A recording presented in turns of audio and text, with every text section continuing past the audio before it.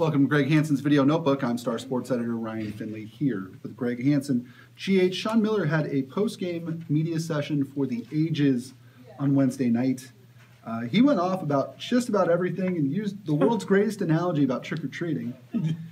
Tell me, you've covered him and been around him for a long time. Where does this rank? Is this he touched the ball territory? Yes. Oh, good call. Okay. It was there, but longer. Maybe not with as much passion, but sustained passion. It was like a volcano with the lava finally hitting your streets in the town. The basic message was what? His team not playing hard enough defense, and he needs Raleigh Hawkins back. Okay. Two things. 35 minutes. Those were his two things. I have my fingers crossed that Raleigh can finish off here. We're at 9 weeks, and that we can get him back here in the near future. He's a really big part of our team, bigger than maybe any of us realized, because there's such a drop-off emotionally. There's such a drop-off physically without him that I think he'll fill a gap that no matter what the coach says or does, we're just going to be bigger, stronger, deeper, better, because we have a player of his capability who hasn't done anything yet. They were coming off a walkover win against a pretty bad Long Beach State team. Yeah. Why choose that moment to do it? Is it because the road gets harder, or is it because he's still ticked about the Bahamas, or what do you think? You'd have to think he'd got his message to the players a long time ago. And although he said the practices since returning, he hasn't been kicking the ball around. Oh, that's good. But I think maybe you want to get the fans the message. And, of course, he reinforced the players because, the funny part was he said the players used to hustle home to watch SportsCenter to see their highlights. And then he goes, they can't do that anymore because we're not on SportsCenter anymore. Because it's not ranked. Yeah. Players in general, they love to score, But, like I told our guys, SportsCenter highlights, they don't show those highlights when you're not ranked. It's like, I'm gonna go home and watch my highlights. There are no highlights. You lost 3 in a row. You're over there. Is it possible, Greg? I'm trying not to overreact to 3 losses that in the big scheme of things may not matter. Is it possible that this team just isn't very good? I don't think that. Okay. I think they're good. I think they will be good.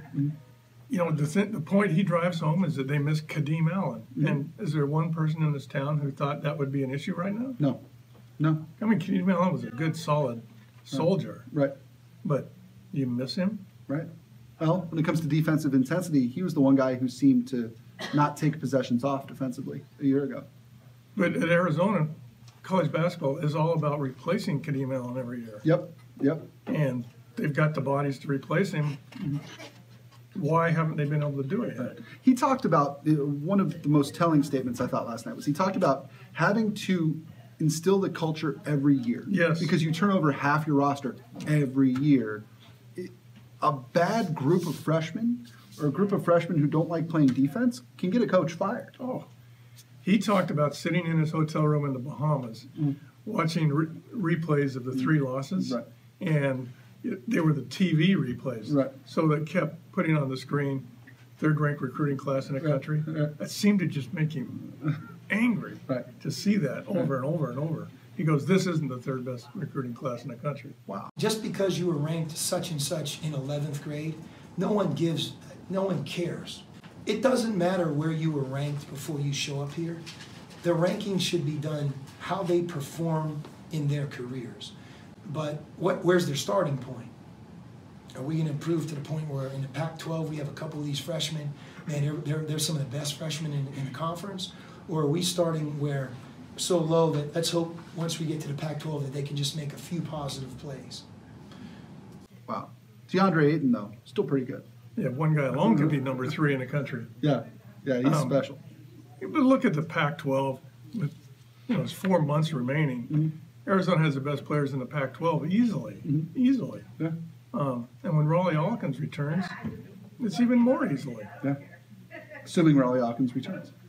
But the way I know what you mean, right? And that's what I thought. But now it's just the way Sean talks. It'll be pretty soon. Wow. Interesting times. This is, to quote future Arizona State, by the time you're watching this, maybe current Arizona State football coach Herm Edwards. But you play to win the game, right? I mean, you play to win the game. This is why the games are so meaningful and fun. It's just when you think you've got a team figured out, like the Arizona Wildcats, they'll go to the Bahamas, lose 3 straight, and their coach talks like they're nothing. One thing he said last night was, "I'm not scared to lose." Now, have you heard an elite coach say that before? Never once. Man. Very interesting. Interesting times in McHale Center. That'll do it for this episode of Greg Hansen's Video Notebook. For Greg Hansen, all right, were you on the receiving end of a rant from a coach at some point in your career? You had to have been. Oh, I mean when you were a player, whatever crummy level you were at? No. As a media member. Oh, sure. Yeah. Lots and lots. But Miller didn't single someone out last night. He singled out those 11 guys in the locker room. Right. Wow. Interesting. I'm Ryan Finley. We'll see you next time.